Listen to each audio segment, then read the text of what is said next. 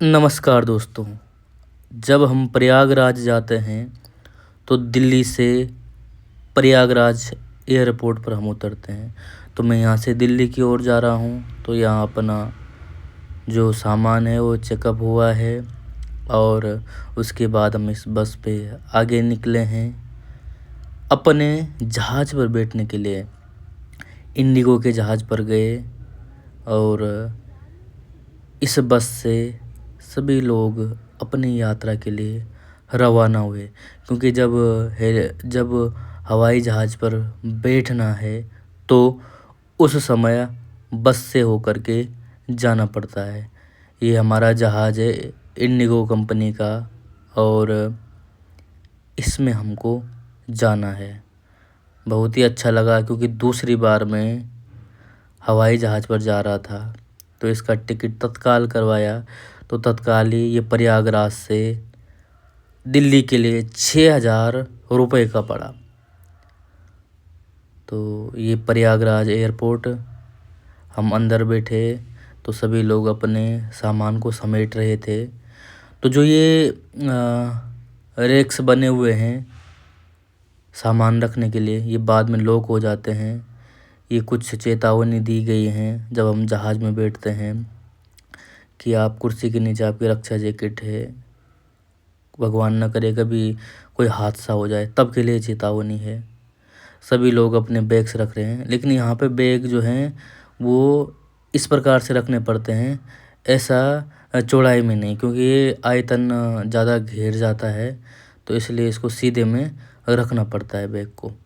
तो ये जो रैक्स हैं ये बंद हो गए, लॉक हो गए, इसको बाद में खोल सकते हैं। अब यहाँ पर धीरे धीरे अपना जहाज़ जो है वो तैयारी कर रहा है उड़ान भरने के लिए, लेकिन अभी उड़ान भरी नहीं है। अभी जो एयर होस्टेज हैं वो चेक कर रहे हैं। तो ये जो विमान है ये हमारा विमान है और ये बादलों के ऊपर से होकर के जाएगा और कुछ ही समय में अपना विमान तैयार होने वाला है उड़ान भरने के लिए। ट्रायल में आपका स्वागत है। दिल्ली लगभग 55 मिनटों की दूरी पर है।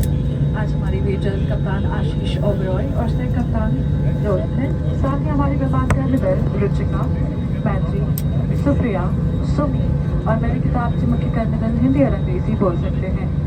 आपके सहयोग और विमान कर्मदल के निर्देशों के पालन से हम इस यात्रा को सुरक्षित, आरामदायक और बेहतर बना पाएंगे।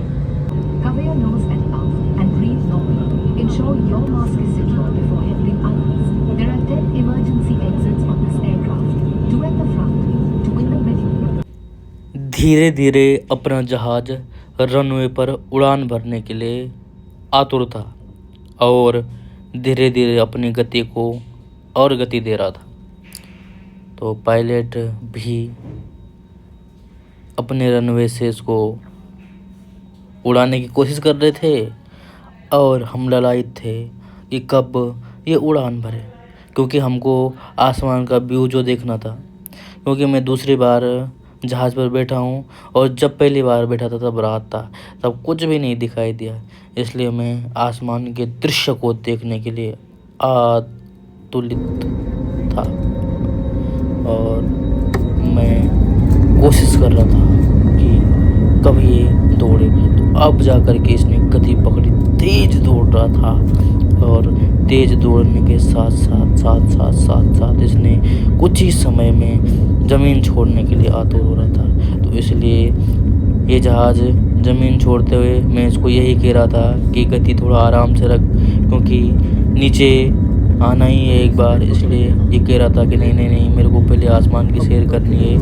तो इसने तुरंत ही अपनी गति धरती से छोड़ दी और उड़ान भरने के लिए तैयार हो गया। अब देखो सारे पेड़ इससे छोटे दिख रहे हैं और ये बहुत ही बड़ा, नीचे की पट्टी दिख रही है जो छोटी है और बहुत ही ऊंचाई पर ये जाने लगा। धीरे धीरे बोला कि धरती इतना ऊंचा चला जाऊंगा कि धरती दिखे ही ना। तो एक अलग ही सी लोक में मैं तुम्हें ले जाने की तैयारी कर रहा हूँ।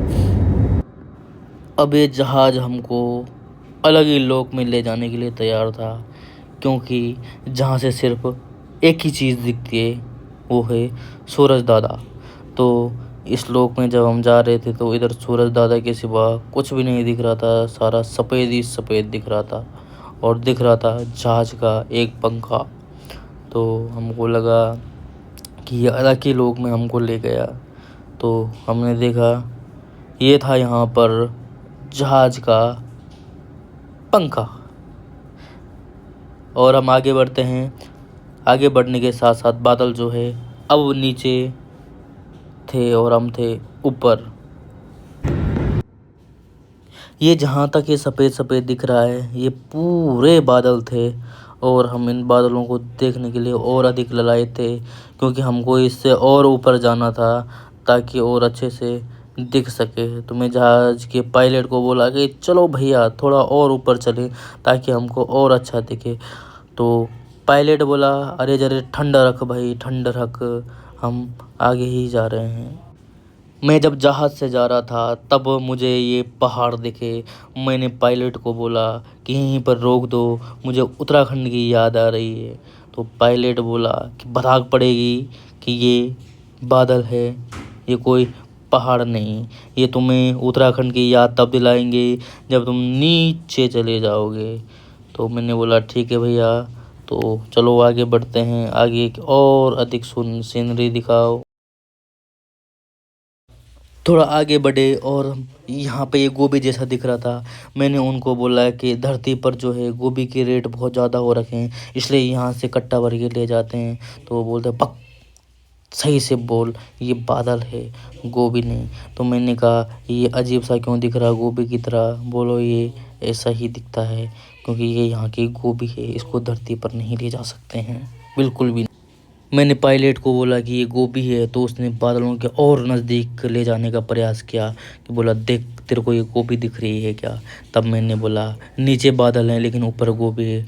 तो वो बोला हट मत कर क्योंकि मैं यहीं से नीचे फेंक दूंगा तुझे।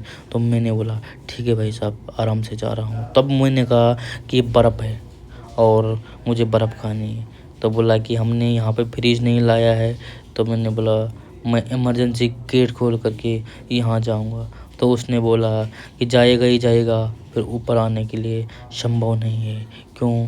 क्योंकि तो कोर्ट में चढ़ेगा। ये वाला दरवाज़ा जो है इसको खोलना आसान बात नहीं है और गैर कानूनी। तो मैंने उसको यही बोला कि ये इमरजेंसी दरवाज़ा दिया ही क्यों है तुमने? तो बोला पक आराम से बैठ और चल। मैंने पायलट को कहा कि तुम कहाँ ले आए हो हमें? तो पायलट बोला कि हम तुम्हें स्वर्ग में ले आए हैं। तो मैंने उनको यही कहा कि इस स्वर्ग में मेनका और रंभा दिख ही नहीं रही है और यहाँ पे सिर्फ बादल ही बादल दिख रहे हैं। बोला वो और ऊपर है। मैंने बोला कितने ऊपर? बोला जहाँ देवराज इंद्र का लोक है। तो मैंने उनको कहा कि वहीं लेके चलो, वहीं मुझे देखना है कैसा नृत्य करते हैं वो और कैसे बाजे बजाते हैं। सामने जब मैं जा रहा था तो मुझे लगा कि बादलों के बीच जो है ये दो विमान अलग से हैं, लेकिन बाद में पता चला कि ये भी बादल ही हैं। यहाँ पर बादलों का चूर चूर हो गया था क्योंकि धरती के लोगों ने उसका शोषण करके उसको नीचे खींच लिया था और नीचे से ऊपर विषैली गैसों को भेज दिया था, इसलिए इस बादल का सत्यानाश हो गया। और हम बढ़ते हैं आगे इतनी सुंदर सुंदर सीनरी देखने के लिए। अब जो जहाज़ था वो ठीक बादलों के पास जाने लगा। तो मैंने बोला भैया इतने नीचे क्यों ले जा रहे हो? तो उसने यही कहा कि तू ऊपर शांति से नहीं बैठ रहा है इसलिए तुझे नीचे ही ले जाता हूँ। तो मैंने कहा नहीं नहीं भैया ऐसा मत करो, मैं इनको और अच्छे तरीके से देखना चाहता हूँ। बोला ठीक है तो नज़दीक से देख। तो मैंने जूम करके देखा तो ये पूरी रूई लग रही थी और मैंने बोला धरती वालों के मज़े ही मज़े हो गए क्योंकि कपास की खेती करने की ज़रूरत ही नहीं है। और चलते हैं हम आगे हिमालय की ओर, क्योंकि हिमालय तो दिख ही नहीं रहा है लेकिन बर्फ़ पूरी दिख रही थी और मैं खुश हो गया। कभी कभी मैं अपनी मनहूस शक्ल को भी देखना चाह रहा था लेकिन बाहर का नज़ारा दिख ही नहीं रहा था। दिख रही थी मेरी मनहूस शक्ल जिस पे 12 बज रहे थे, जबकि बाहर का तापमान बहुत ज़्यादा था और बाहर का समय था 4:30 तो ये सूरज ज़्यादा था, बहुत दूर दिख रहा था। हम जितना नज़दीक जाना चाह रहे थे ये और ज़्यादा दूर दिख रहा था, लेकिन आखिर में हम पकड़ ही नहीं पाए सूरज दादा को और सूरज दादा फिर से छुप गए। अब हम चलते हैं आगे, लेकिन उससे पहले हम अपनी शक्ल देख पाते हैं कि बाल कैसे हैं और बाहर का मंडल दिख पा रहा है कि नहीं। लेकिन बाहर का मंडल थोड़ा बहुत दिखने लग गया और हम खुश हो गए, क्योंकि देखना और कुछ बाकी था। थोड़ा सा रुक करके मैंने सूरज दादा को पूछा कि दादा आप एक बार बताओ, आप आ रहे हो कि जा रहे हो? तो सूरज दादा ने बोला तू चिंता मत कर, तू जा, मेरे को यहीं पे रहने दे, मैं अपनी इच्छा से काम करूँगा, तुम्हारी इच्छा से नहीं। तो मैं बोला दादा ठीक है, प्रणाम, हम जा रहे हैं, लेकिन आप छुपना मत। तो सूरज दादा ने बोला तो रुक जा, अभी छुपता हूँ, तेरा कहना थोड़ी मानूंगा मैं। लेकिन आखिर सूरज दादा ने वैसे ही किया और फिर छुप गए, क्योंकि सामने बादल आ गए और सूरज दादा दिखे ही नहीं। तो अचानक से कभी कभी दिख रहे थे, कभी कभी नहीं दिख रहे थे। धीरे धीरे आगे बढ़कर हमको धरती लोक के लोग दिखने लग गए, और धरती लोक जब दिखने लग गया तो अपना सर चकराने लग गए, अरे हम इतने ऊंचाई पे।